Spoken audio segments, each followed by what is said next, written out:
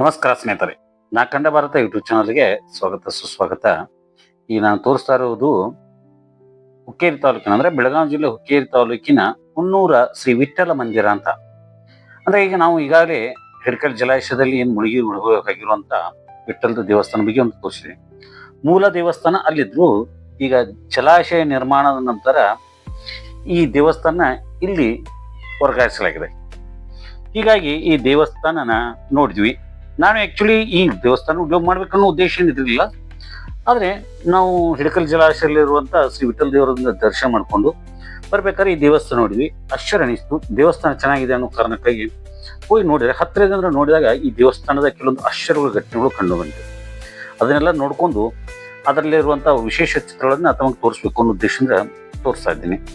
ಮೊದಲಿಗೆ ನಾನು ಶ್ರೀರಾಮ ಮತ್ತು ಲಕ್ಷ್ಮಣ, ಸೀತೆ, ಹನುಮಂತ ಮತ್ತು ಈ ಶ್ರೀರಾಮ ಅಂದ್ರೆ ಈ ರಾಮೇಶ್ವರ ಲಿಂಗವನ್ನ ಪೂಜೆ ಮಾಡುತ್ತಿರುವಂಥದ್ದು, ಆಮೇಲೆ ಸಾಯಿಬಾಬಾ, ಶ್ರೀಕೃಷ್ಣ ಪರಮಾತ್ಮ, ಹೀಗೆ ವಿವಿಧ ಮೂರ್ತಿಗಳನ್ನ ಎಲ್ಲಾ ದೇವತೆಗಳ ಮೂರ್ತಿಗಳನ್ನ ಇಲ್ಲಿ ಕೆತ್ತಿಸಿದ್ದಾರೆ. ಇದು ಪಂಚಮುಖಿ ದೇವರದೇ. ಯಾವ ದೇವರಂತಷ್ಟು ನನಗೆ ಸ್ಪಷ್ಟವಾಗಿರ್ತಿಲ್ಲ.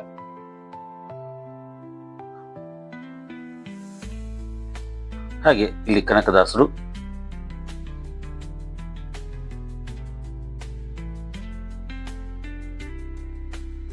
ಇಲ್ಲಿ ದಕ್ಷ ಬ್ರಹ್ಮ ಅಂದ್ರೆ ವೀರಭದ್ರನ ಕಡೆಯಿಂದ ತಲೆ ಕತ್ತರಿಸ್ಕೊಂಡ ನಂತರ ಟಗರಿನ ಕಡೆ ತಲೆ ಹಚ್ಚಿಕೊಂಡು, ಇನ್ನು ಶ್ರೀಕೃಷ್ಣನ 10 ಅವತಾರಗಳಾದಂಥ ಮತ್ಸ್ಯಾವತಾರ, ಕುರ್ಮಾವತಾರ,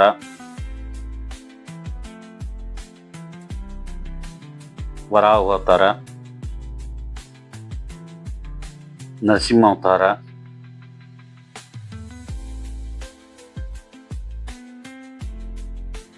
ನರಸಿಂಹ,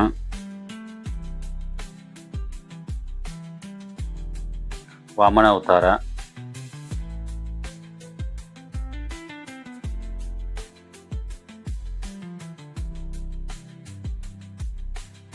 ಮುಂದೆ ಪರಶುರಾಮ ದೇವಸ್ಥಾನ ಈ ಕಡೆ ಮುಗಿತು. ಇನ್ನ ದೇವಸ್ಥಾನ ಆ ಕಡೆ ಪರಶುರಾಮರ ಅವತಾರ, ಪರಶುರಾಮರು, ಶ್ರೀರಾಮ ಪಕ್ಕದಲ್ಲಿ ಮತ್ತು ಶ್ರೀಕೃಷ್ಣ,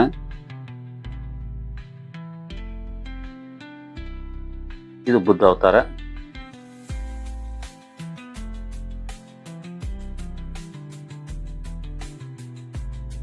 ಶ್ರೀಕೃಷ್ಣ ಅವತಾರ, ಕೊನೆಯದಾಗಿ 10ನೇದು ಕಲ್ಕಿ ಅವತಾರ. ಹೀಗೆ ಎಲ್ಲ 10 ಅವತಾರಗಳ ಬಗ್ಗೆ ಒಂದು ಚಿತ್ರಣಗಳನ್ನ ಅಲ್ಲಿ ಗೋಡೆ ಮೇಲೆ ಬೆಳೆಸಲಾಗಿದೆ. ಅಷ್ಟೇ ಅಲ್ಲದೆ ಇನ್ನೂ ಅನೇಕ ದೇವತೆಗಳ ವಿಶೇಷ ಮೂರ್ತಿಗಳನ್ನ ಈ ದೇವಸ್ಥಾನದಲ್ಲಿ ಕೆತ್ತಿಸಲಾಗಿದೆ. ಭಕ್ತ ಕನಕದಾಸರು,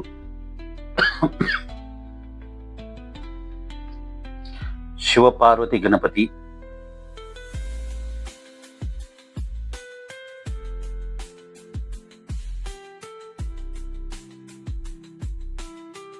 ಷಣ್ಮುಖ ಅಂದ್ರೆ ಮುರುಘ,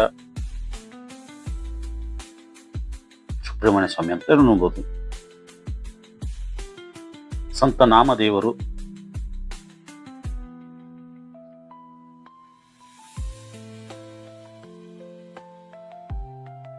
ಇಲ್ಲಿ ತ್ರಿಮೂರ್ತಿಗಳು ಅಂದ್ರೆ ಬ್ರಹ್ಮ, ವಿಷ್ಣು, ಮಹೇಶ್ವರ, ಈ 3 ಜನರನ್ನ ತ್ರಿಮೂರ್ತಿಗಳಿಗೂ ಸಹಿತ ಮೂರ್ತಿಗಳನ್ನ ಕೆತ್ತಿಸಿದ್ದಾರೆ.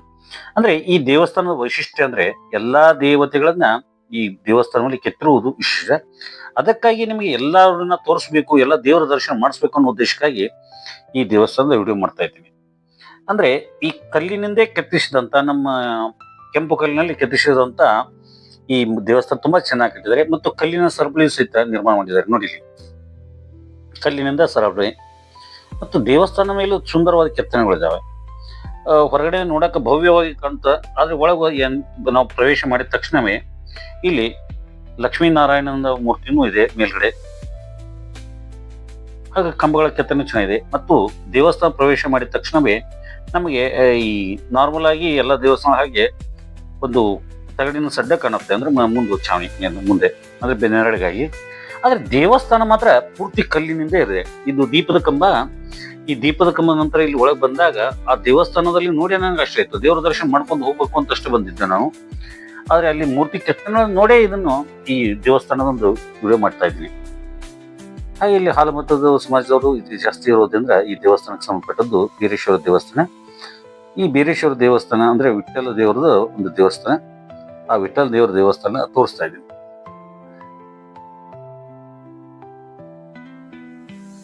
ಮತ್ತು ಇದು ಇತ್ತೀಚೆಗೆ ಅಂದ್ರೆ ಸುಮಾರು ಒಂದು 50 ವರ್ಷಗಳ ಹಿಂದ್ಗಡೆ ಕಟ್ಟಿಸಿದಂತ ದೇವಸ್ಥಾನ. ಇನ್ನೂ ಕೆಲವೊಂದು ಕಾಮಗಾರಿ ನಡೀತಾ ಇದೆ, ಕೆಲಸಗಳು ಇನ್ನೂ ಮಾಡ್ತಾ ಇದ್ದಾರೆ. ಆದ್ರೆ ಇಲ್ಲಿ ಇಷ್ಟೊಂದು ಮೂರ್ತಿಗಳು, ಸುಂದರವಾದ ಮೂರ್ತಿಗಳಿಗೆ ಕೆತ್ತನೆ ಮಾಡಿರೋದು ನನಗೂ ಆಶ್ಚರ್ಯ ಆಯ್ತು. ಅದಕ್ಕೆ ನಿಮಗೆಲ್ಲ ತೋರಿಸ್ತಾ ಇರೋದು. ಇಲ್ಲಿ ನೋಡಿ, ಶ್ರೀಕೃಷ್ಣ ಅವತಾರದ ಪ್ರಥಮ ದಿನ ಅಂದ್ರೆ ಶ್ರೀಕೃಷ್ಣ ಜನ್ಮಾಷ್ಟಮಿ ದಿವಸ ವಾಸುದೇವ ಗೋಕುಲಕ್ಕೆ ಶ್ರೀಕೃಷ್ಣ ತೆಗೆದುಕೊಂಡು ಹೋಗುವಾಗ ಯಮುನಾ ನದಿ ದಾಟುವುದು, ಶಿವ ಪಾರ್ವತಿ ಮತ್ತು ಮಾಳಿಂಗರಾಯ ಮತ್ತು ಬೀರದೇವರ ಒಂದು ಮೂರ್ತಿ, ಸಮುದ್ರ ಮಂಥನ ಕತೆ ಗೊತ್ತಿದೆ ಎಲ್ಲ ನಿಮಗೆ. ಸಮುದ್ರ ಮಂಥನದು ದೇವತೆಗಳು ಮತ್ತು ರಾಕ್ಷಸರು ಒಂದೊಂದು ಕಡೆ ವಾಸುಕಿ ಸರ್ಪವನ್ನ ಎಳಿತಾ ಇರುವಂಥದ್ದು. ಹಾಗೆ ವಿವಿಧ ಮೂರ್ತಿಗಳನ್ನು ಸಹಿತ ತುಂಬಾ ಸುಂದರವಾಗಿ ಕೆತ್ತನೆ ಮಾಡಿದ್ದಾರೆ. ನಾವು ನೂರಾರು ವರ್ಷಗಳ ಹಿಂದಿನ ಇತಿಹಾಸದ ಸಾಕಷ್ಟು ಘಟನೆಗಳದು ದೇವಸ್ಥಾನ ತೋರಿಸಿದ್ದೀನಿ. ಆದ್ರೆ ಮೂರ್ತಿಗಳ ಬಗ್ಗೆ ನಾವು ಇದ್ದು, ಆದ್ರೆ ಇಲ್ಲಿ ಹೊಸ ದೇವಸ್ಥಾನ ಎಷ್ಟು ಸುಂದರವಾಗಿ ಕಿತ್ತಿರೋದಂದ್ರೆ ಇದನ್ನು ನಾವು ನೋಡ್ಬೇಕು. ಕೇವಲ ಹಳೆ ದೇವಸ್ಥಾನ ಅಷ್ಟೇ ಅಲ್ಲ, ಈ ಹೊಸ ದೇವಸ್ಥಾನಗಳು ಈ ರೀತಿ ವೈಶಿಷ್ಟ್ಯಪೂರ್ಣವಾದಂತ ದೇವಸ್ಥಾನಗಳು ಸಿಗುವುದು ತುಂಬಾ ಅಪೂರ್ವ.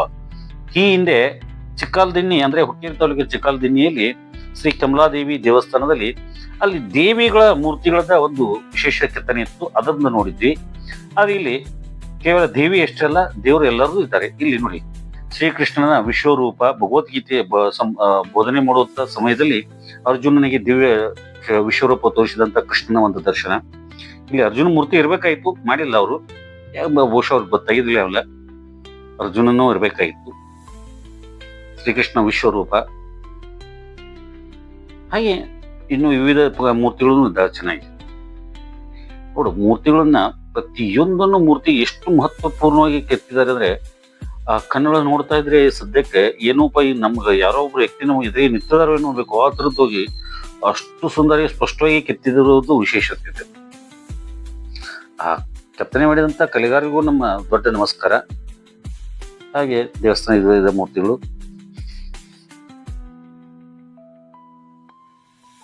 ಇದು ಮಾಳಿಂಗರಾಯನ ಅನ್ಸುತ್ತೆ ಬಹುಶಃ.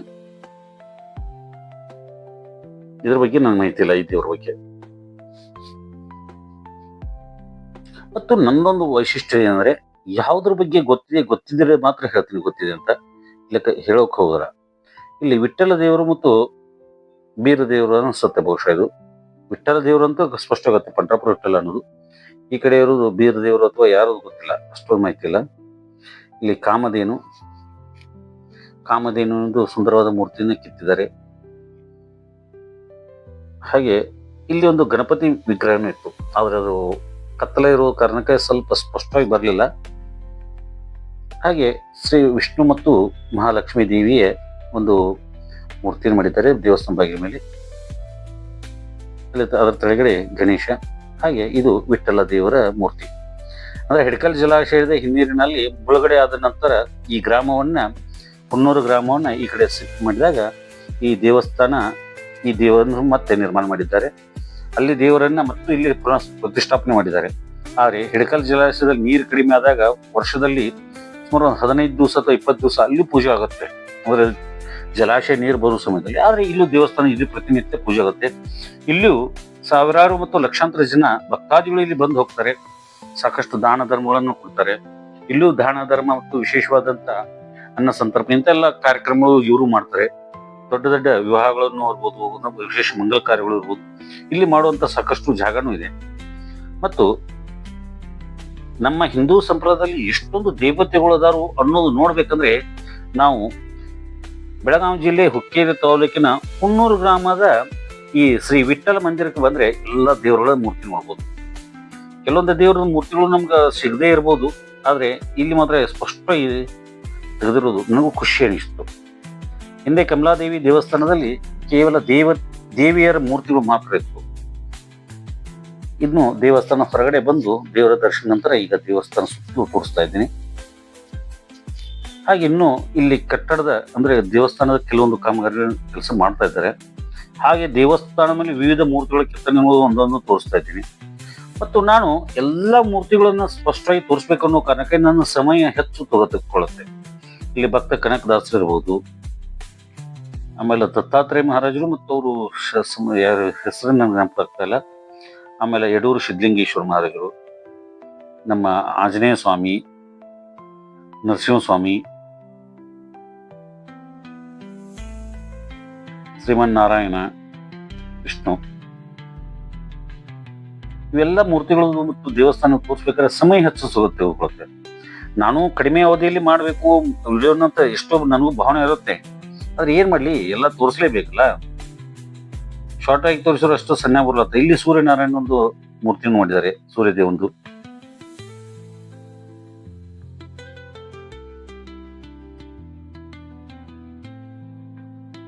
ಕಾಲಭೈರವನ ಅದು ಬಹುಶಃ ಇದು ಯಾವುದು ಗೊತ್ತಾಗ್ತಿಲ್ಲ.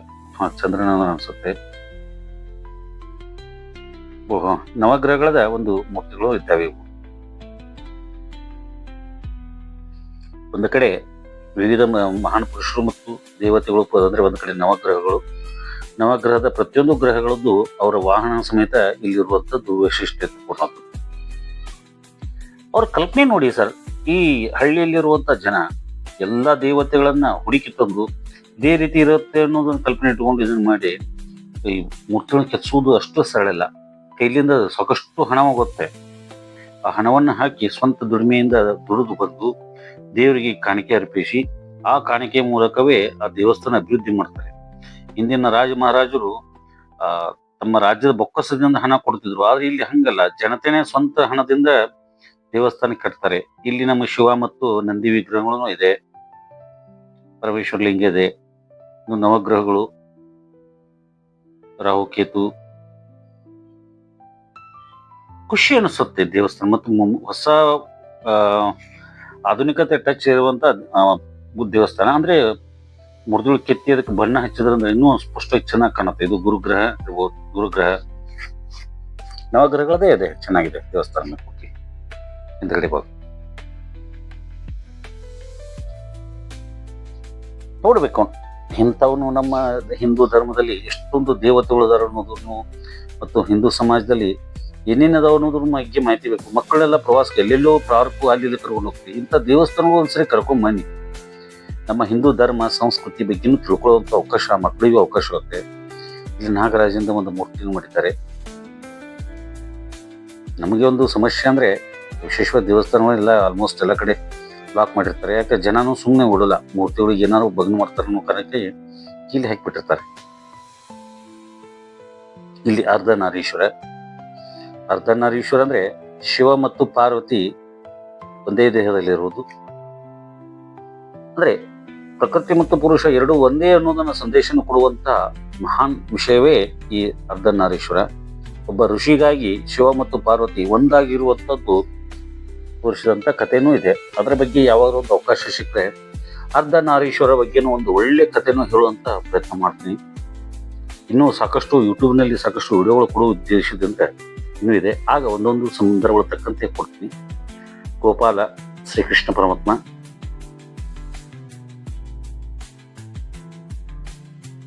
ಇದು ಸಂತ ಬಾಳು ಮಾಮಾರು. ಮಹಾರಾಷ್ಟ್ರ ಮತ್ತು ಕರ್ನಾಟಕ ರಾಜ್ಯದ ಉತ್ತರ ಕರ್ನಾಟಕ ಮತ್ತು ವಿಶೇಷ ಶ್ರೇಷ್ಠ ಸಂತರು. ಶಿರಡಿ ಸಾಯಿಬಾಬಾ. ಶಿವನಿಗೆ ಭಿಕ್ಷೆ ನೀಡುತ್ತಿರುವಂತ ಅನ್ನಪೂರ್ಣಿ. ಕಪಾಲವನ್ನು ಹಿಡಿದು ಬಂದಂತ ಶಿವನಿಗೆ ಭಿಕ್ಷೆ ನೀಡುತ್ತಿರುವಂತ ದೇವಿ. ಇನ್ನು ಕ್ರಾಂತಿವೀರ ಸಂಗೊಳ್ಳಿ ರಾಯಣ್ಣ. ಹೀಗೆ ವಿವಿಧ ಮೂರ್ತಿಗಳನ್ನ ಈ ದೇವಸ್ಥಾನದಲ್ಲಿ ಕೆತ್ತಿರುವಂತದ್ದು ವಿಶೇಷವಾದದ್ದು. ಇನ್ನು ದೇವಸ್ಥಾನದ ಹೊರಗಡೆ ಇನ್ನೂ ಒಂದಷ್ಟು ಅಂದ್ರೆ ನಾವು ಒಳಗೆ ಬರ್ಬೇಕಾದ್ರೆ ಎಂಟ್ರಿ ಆಗ್ಬೇಕಾದ್ರೆ ದೇವಸ್ಥಾನ ಮುಂದುಗಡೆ ತೋರಿಸಿದೆ. ವಾಪಸ್ ಹೋಗ್ಬೇಕಾದ್ರೆ ಅದು ಒಂದು ಬಾಗಿಲು ಇರುತ್ತಲ್ಲ, ಅದಕ್ಕೂ ಮೂರ್ತಿಗಳನ್ನು ಬಿಟ್ಟಿಲ್ಲ ಅವರು, ಅಲ್ಲೂ ಕೆತ್ತಿಸಿದ್ದಾರೆ. ಈಗ ದೇವಸ್ಥಾನ ಮೇಲೆ ತೋರಿಸ್ತಾ ಇರೋದು. ಇನ್ನು ನಾನು ಸ್ವಲ್ಪ ಸೇಕ್ ಆಗ್ತಾ ಇದೆ.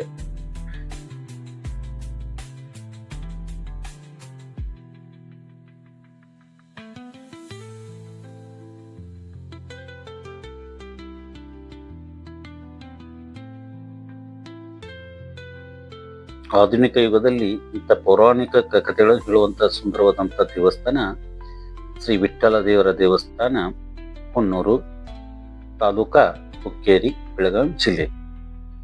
ಇನ್ನು ನೋಡಿ, ಇನ್ನೂ ದೇವಸ್ಥಾನ ಮುಂದ್ಗಡೆ ನಾವು ಹೊರಗೆ ಹೋಗ್ಬೇಕಾರೆ ಈ ಮೂರ್ತಿಗಳನ್ನು ಸಹಿತ ನಾವು ಗಮನಿಸ್ಬೇಕು, ನೋಡ್ಬೇಕು.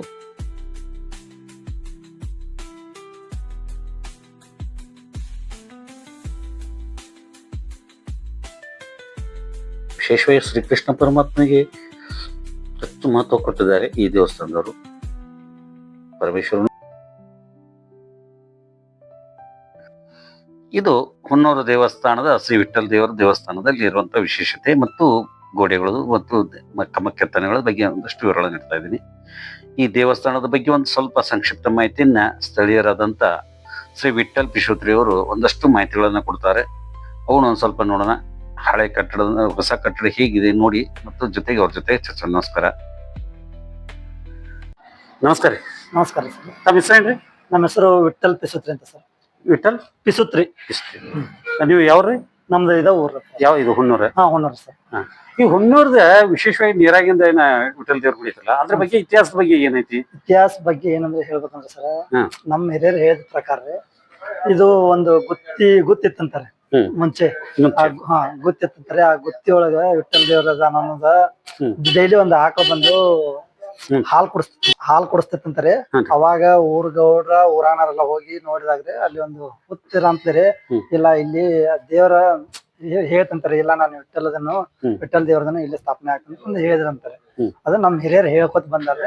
ಪ್ರಧಾನದ್ದು ಬರ್ತಾ ಇತ್ರಿ ಜನಕ್ಕ. ಅವಾಗಂದ ಪೈಲಾ ಮುಂಚೆ ತಗಡ್ ಗುಡಿ ಇತ್ತಂತಾರೆ. ಫಸ್ಟ್ ಅದಾದ್ಮೇಲೆ ಕಟ್ಟಿದಾರ್ರಿ 1928 ಸರ್. 28 ಕಟ್ಟಡ ಸ್ಟಾರ್ಟ್ ಮಾಡ್ರಿ? ಮುಗಿತ್ರಿ ಸರ್. 1928 ಮುಗಿತ್ರಿ. ಇನ್ನೊಂದ್ 2 ವರ್ಷ ಆದ್ರೆ 100 ವರ್ಷ ಆಗ್ತೈತಿ ಸರ್. 98 ವರ್ಷ. ಇನ್ನ 2028 100 ವರ್ಷ. ಸ್ವತಂತ್ರ ಪೂರ್ವದಾಗಿನ ದೇವಸ್ಥಾನ? ಸ್ವತಂತ್ರ ಪೂರ್ವ ಆದಿಮಾನ ಕಾಲದಿಂದ ಐತಿ ಸರ್. ಆಮೇಲೆ ಡ್ಯಾಮದ ಕಟ್ಟಡ ಯಾವ ಚಲೋ 74 ಕಂಪ್ಲೀಟ್ ಆಗಿತ್ತು ಸರ್. 62 ಸ್ಟಾರ್ಟ್ ಆಯ್ತಲ್ಲ? 62 ಸ್ಟಾರ್ಟ್ ಆಗಿತ್ತು ಸರ್. 74 ಕಂಪ್ಲೀಟ್ ಆಗಿತ್ತು. ಅಂದ್ರೆ 62 ಚಾಲು ಆಗಿ 74 ಅಂದ್ರೆ ಈಗ ಎಷ್ಟು ಊರು ಮುಳುಗಡೆ ಆದ್ರೆ ಆ ಟೈಮ್ದಾಗ? 32 ಸರ್. 32.